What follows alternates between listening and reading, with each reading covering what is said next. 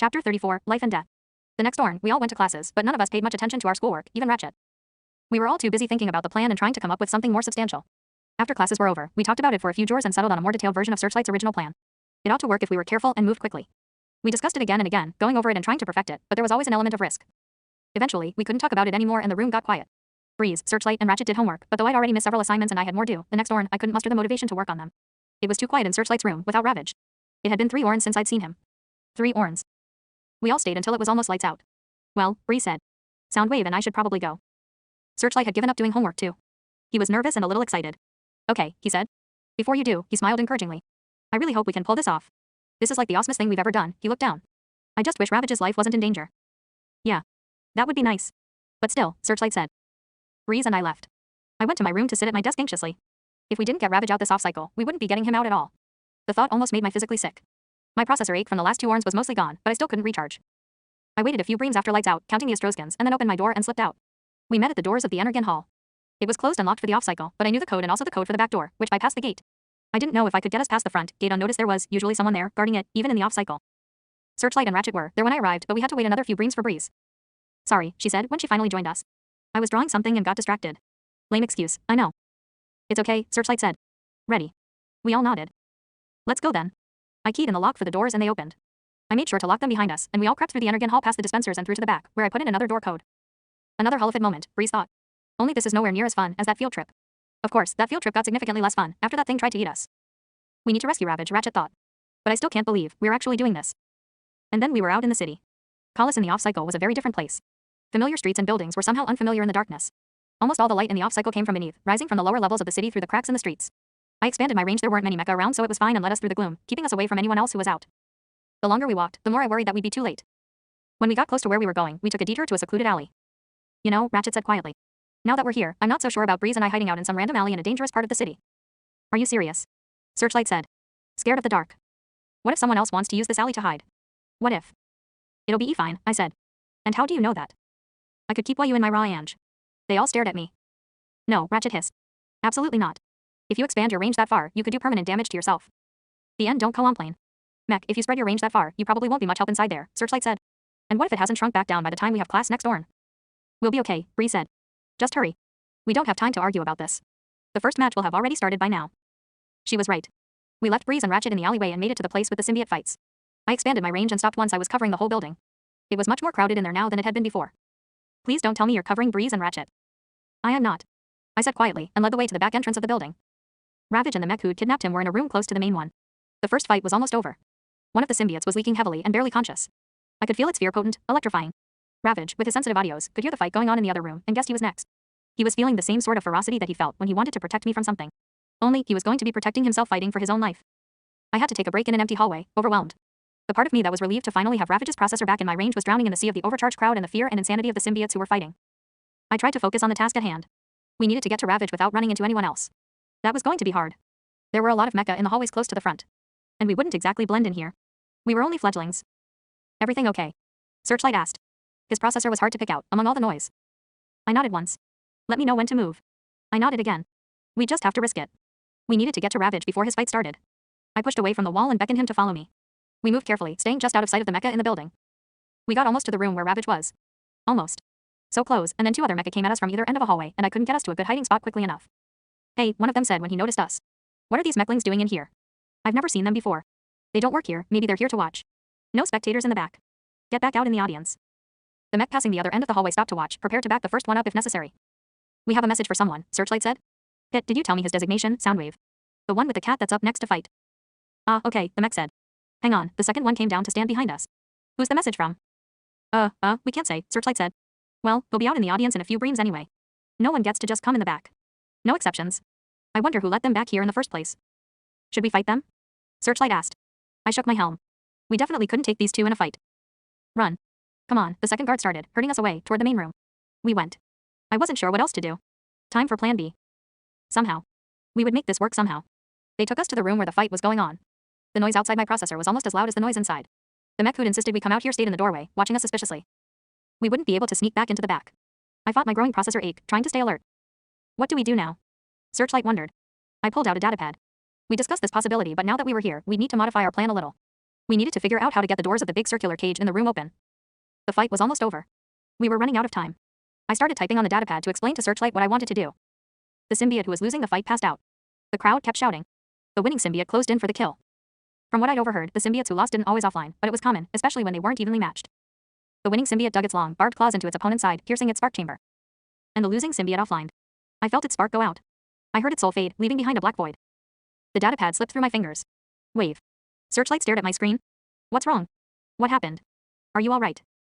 I raised a shaking hand to my helm and nodded slightly, then bent to pick up the datapad. It was cracked and the screen was dark. I felt dizzy. I'll get mine, Searchlight said. He had taken out his datapad and handed it to me before I had the presence of mind to subspace my broken one. I felt numb. Too much was going on that I was trying to pay attention to. They brought back the winning symbiote's cage and attached it to the side of the arena. Once the cage was secure, they signaled a mech behind the counter who tapped in a code to open the door between the two cages. There was a door on either side, so they could let two symbiotes in at once. During a fight, they moved the small individual cages away to make more room for the spectators. The whole setup could actually be disassembled and moved. The handler started trying to herd the symbiote, who was still clawing his fallen opponent to pieces, toward the smaller cage, using energon prods they stuck through the bars. A mech went into the room Ravage and his kidnapper were in, to tell them it was time. Searchlight was trying to get my attention. He was worried about me. The mech in charge of the fights was in a room with Ravage's caged opponent. This symbiote barely fit in its cage. It growled, low and threatening as the mech approached it. But it was still sane enough to be afraid. It knew its future depended on pleasing this mech. When it didn't perform, it was beaten severely, and then left to heal on its own. We're pitting you against a powerful, but smaller and inexperienced opponent, he said. I want you to kill him. The symbiote in the cage heard and understood. Often, it was the other way around and they wanted him to leave his opponents alive. He liked killing better, though. It was easier. Terror, my own terror coursed through my spark. Wave. Searchlight grabbed my shoulders. Are you okay? You're just standing there. I looked at him, then pulled away and started typing on the datapad again. They'd gotten the previous symbiote back into his cage, and one unfortunate mech was sweeping up the mess on the inside. They were bringing Ravage out. I gave Searchlight the instructions I'd written for him and made sure he understood them. Then we moved further into the crowd. Ravage was announced. They locked his cage into place. The mech cleaning vacated the big circular cage and a partition came down, dividing the arena in half. The mech operating the controls opened Ravage's door and he came out armor flared and with a barbed spike on his tail out. The noise made him angrier and more afraid. The door to the cage closed behind him, and they took the small cage away to make room so the crowd could press closer to the arena. Then the other symbiote was brought out and released into its half of the large, circular cage. The mech who'd kidnapped Ravage was horrified. That thing is monstrous. I've seen it fight before. The cat's going to lose. Why would they do that? They can't do that. I'm going to die. Ravage thought, I'm not going to win this time. But I'm going to go down fighting. The two symbiotes paced back and forth, growling at each other, overcome by pure instinct, each wanting only to eliminate the threat that was facing them across a barrier they both knew was about to come down.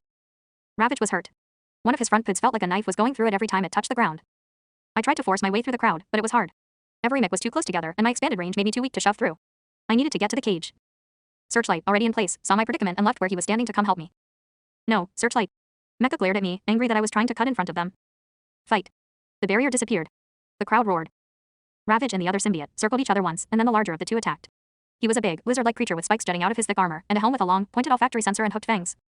Ravage dodged, then clawed at the other symbiote's helm. The other symbiote roared in pain and rage and attacked again.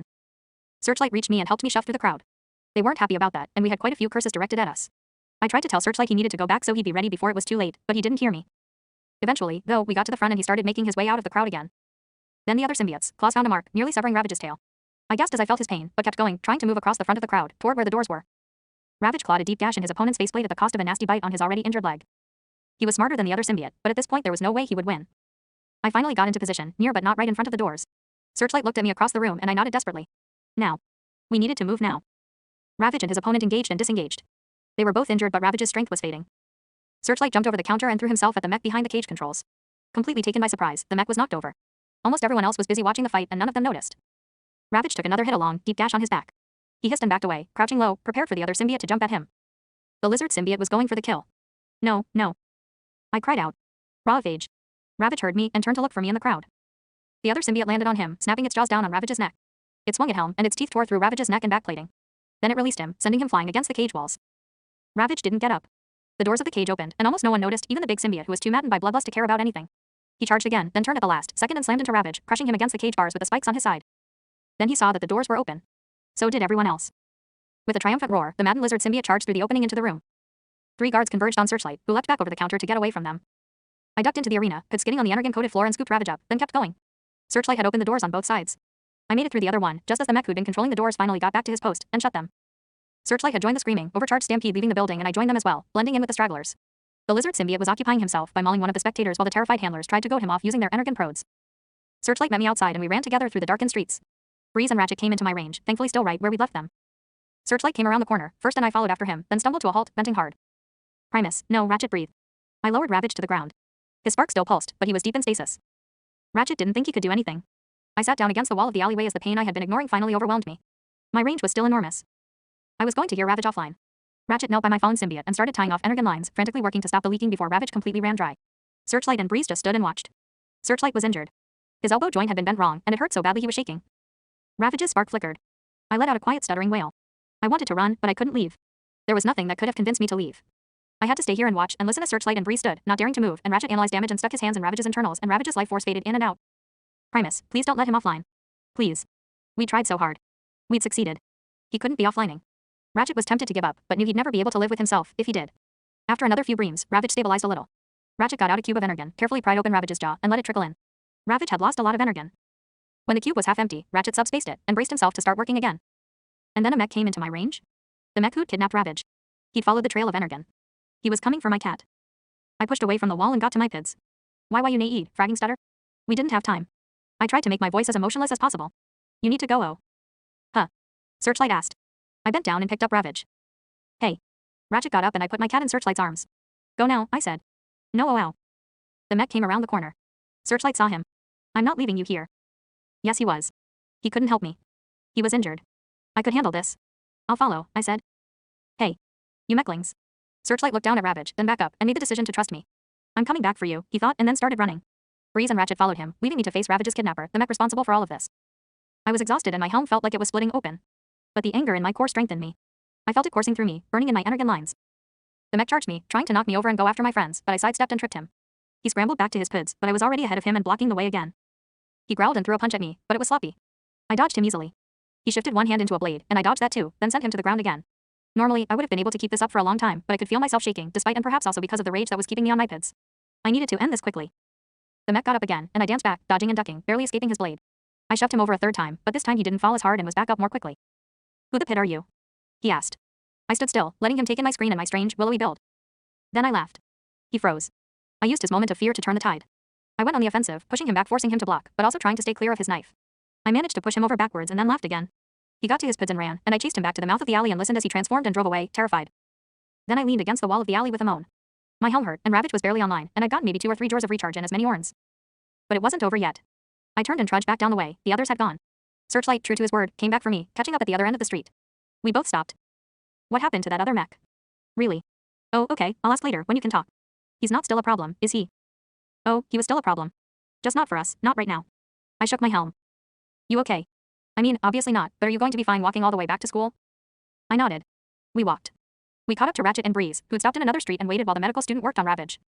Eventually, he sat back. Let's take him back to the school. He's stable, for now. Searchlight bent to pick Ravage up. He gritted his denta as his injured arm protested. I held out my arms.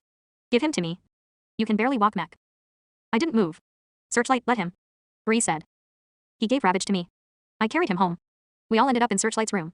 I set Ravage down on the floor and Ratchet worked on him a little more. He didn't have what he needed to do all the necessary repairs, but he was doing what he could. When he ran out of things he knew how to do, he got up and sat on the edge of his berth. Well, he said, suddenly feeling exhausted. He's stable, but you're going to want a real medic. Provided we force feed him energon, he'll live for, at least a decairn. But he needs to stay in stasis or he's not going to be a happy cat. Do you happen to either have some credit and or know someone who can repair Ravage? I nodded. Lakes, Searchlight thought. Yeah. We do. It'll work out. We can take him after classes next dorm. We might not be able to stay very long. We have to leave him there over the off cycle. I couldn't do that. Bree sighed. That was the most horrible thing in my life. At least Ravage is going to be okay. She looked around. You're all covered in energon. Ratchet looked down at his hands. I don't think the wash racks are open right now, Bree said. We'll just go early, before classes start, Ratchet said. Breeze nodded. She'd managed to avoid getting any on her. And since you don't need to do that, it would be nice if you try to steal some more energon from the energon hall for Ravage. He'll need extra while he's healing. He's definitely in stasis, so he could probably survive for quite a while without any, but he'll heal faster. Breeze nodded. And I'm sorry, Ratchet said to me. I can't do any more. I can't fix him. I'm a complete failure, he shuttered his optics. I shook my helm. Ravage had been dying, and would have been gone in just a few breams if Ratchet hadn't saved him. It had been so close, that could never happen again. I don't feel well, I'm going to get some recharge, or try at least, Ratchet said. Hey, Docbot, Searchlight said. Ratchet glared at him. That's a new one. Before that, could you take a look at my arm? What? Ratchet was suddenly alert again. He walked around Ravage to grab Searchlight's proffered arm. Ow. Searchlight said. What the frag did you do? Ow, I just twisted it wrong. How long has it been like this? Why didn't you tell me? You were fixing Ravage, Searchlight said. I didn't want to distract you. Ow. You're doing that on purpose. Shut up, Ratchet said. You deserve it, this isn't too hard to fix. But, you should go to Ochre. Can't, Searchlight said.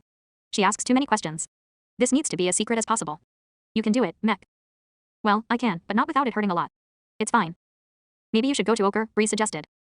If I go to Ochre, I'll have to wait until next dawn, Searchlight said. I don't want to wake her up, especially looking like this. He glanced down at the streaks of energon on his arms and torso. Doubt she'll let something like this slide without demanding some answers.